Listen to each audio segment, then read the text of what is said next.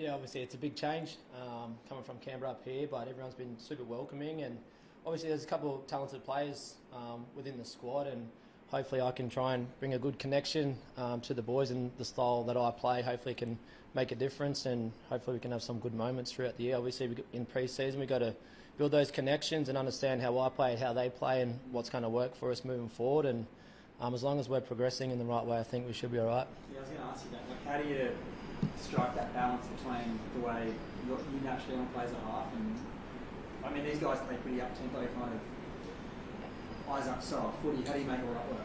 Yeah, I think that's probably something I've got to adjust to as well. Obviously I'm very structured, and at times that's good, but then at times you need to be able to play off the cuff, which there's a lot of guys in the team that I think that's probably their strength. So hopefully we can find that good little balance of, we need to be structured and earn the right to do certain things, but then obviously we want to let the ball do its thing as well and be able to play a bit of footy. Jamal, obviously it's a big move on for you, for your family as well. How have you settled into the local community over the last month or so? Yeah, it's awesome. It's a great place to live. I didn't think I'd like it this much, obviously, but being able to walk to the beach and just the warm weather and all the outdoor activities that you can do up here. Like, don't get me wrong, I really love Canberra, but just the simple things of being able to pick the girls up from school and go to the beach. It's just a different lifestyle which they're enjoying, and they've settled in at school now, made some friends and stuff like that. So, yeah, pretty good lifestyle.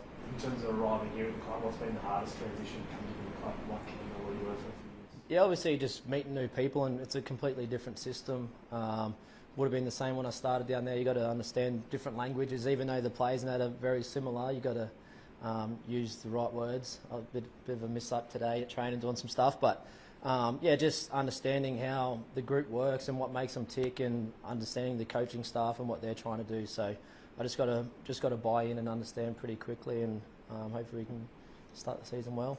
What was the slip up? Just different calls when we want to try and get off the line fast. So yeah, not a big one, so it doesn't matter. Not yet.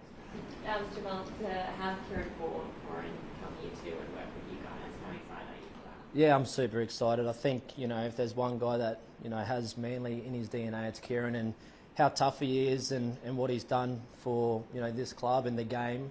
He's someone that I'm going to lean on a lot. He's just so tough, and the way that he played the footy game, I'm probably the opposite. I'm not as tough as Kieran, but if I can get some pointers and build a nice relationship with him, hopefully it can work well throughout the year. Has that work started already?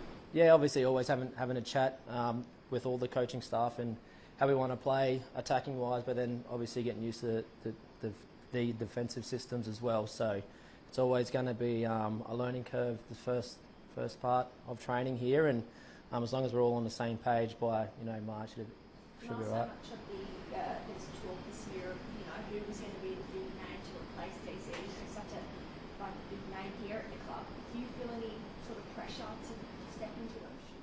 No, not really.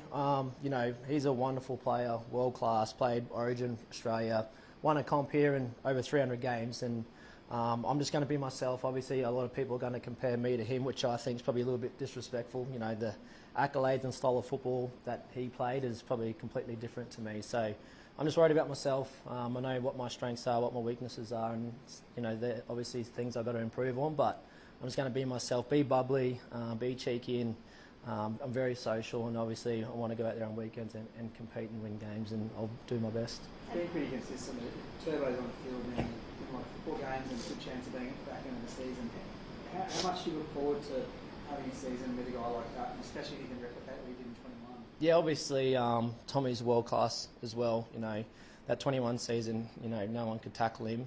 In saying that too, though, we don't want to rely on Tommy. We need to upskill everyone else to make sure that when we're playing against teams, they're not just worried about Tom. They've got to be worried about everyone else out there on the field as well. So for us as players, we've got to get better, and then obviously if we can create a bit of time and space for Tommy out the back and get some benefits, that'll be nice as well. How's Tommy been as captain? Because it's quite shy when there's cameras in front of it. Has he got a real powerful voice in the field? Yeah, to be honest, I haven't spent a lot of time with him before coming here, and how you said he's quite shy. I've probably had the opposite at training. He's very vocal and demands excellence, which is great. That's what you want, but he's also someone that can back it up in action as well, and that's what you want in your leader, and I think he's doing a great job. You spoke about obviously coming here, there will be comparisons with yourself and Daly, but even without Daly, how do you feel coming to a club one of the most scrutinised clubs in Sydney wearing the number 7. Like, are you ready for what comes with that? Yeah, no disrespect, but I don't read into the media and stuff like that. You know, everyone's going to have their knock on each player. Whether you play good one week, they're going to pat you on the back. If you play bad the next week, you know, they want you sacked and all that type of stuff. And like I said before, as long as the coaching staff and my teammates value me as a player and they're happy with what I'm doing, I'm going to keep being myself. Yeah, so nothing really fusses me with that. One of the young kids here, Joey Walsh, he played one game last night, 14 minutes, whatever. From what you've seen already, what impresses you most of him? Yeah, I think just his tempo with the football, the way he digs into the line, and he's actually quite silky with his hands. And obviously, being a young fella, obviously he's going to improve and keep getting better. So I want to try and pick his brains as well. Obviously, young kids, they got all the flair and stuff like that, and a little bit older and slower. So if we can build a good combination and just bounce ideas off each other throughout the whole season, I think the club's going to be in good stead moving forward. So you'll be jumping on his wing, not the other way, right? Yeah, I'll be trying to learn as much as I can off him. He's a very humble guy, and he's very smart too. Just in the couple of meetings that we've had and how he sees the game and what he looks at training and how he speaks, he's very mature for his age. Jamal, has Steve said anything about how he wants to see you play? Not really. Obviously, he knows what I can bring to the team. Obviously, what I did down there in Canberra and whatever else, but it's more about just trying to get the body right, get good conditioning in, trying to just feel how everyone plays, because I think that's a big part. Like, obviously, I've got my style, but I need to be able to unlock guys on the left edge, the right edge, in the middle. So that all comes back to combinations at training, but then also off the field, you've got to understand what makes people tick and how they do things. So I'm sure post-Christmas, we'll probably nut a couple of things out and hopefully get cracking.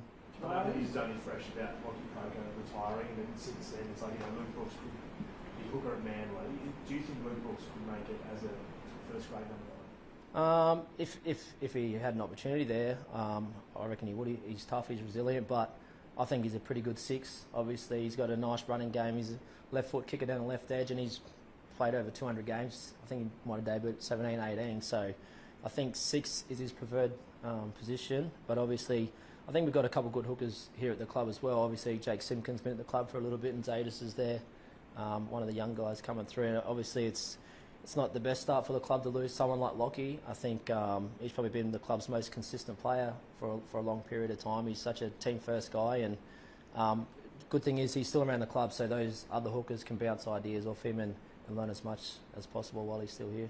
And how do you hope to be received by fans? Obviously, you're going to meet them for the first time in terms of the official event and things like that. But yeah, I think just the community. A couple of people have seen me out. They say hello and welcoming, and it's always going to be warm and fuzzy. We haven't played a game of footy yet, so until we lose a game of footy, then we'll see how we go. Pretty sure you got to sort of started a week early. I imagine that probably was a big ask. You relocating your whole family, you got young kids. Can you talk to us about why you wanted to get here early? Yeah, I think you just got to understand the club, the people in and around it. Obviously, meet new people. You don't want to just come in on your first day and not really have an understanding of how it all works. And we actually applied for our rental and had to move up here quite quickly. So instead of going down to local park, running by myself, we might as well just come in the train and do weights with the boys and stuff like that. So that's the only reason behind starting early. All good. Thank you. All right. Thank you.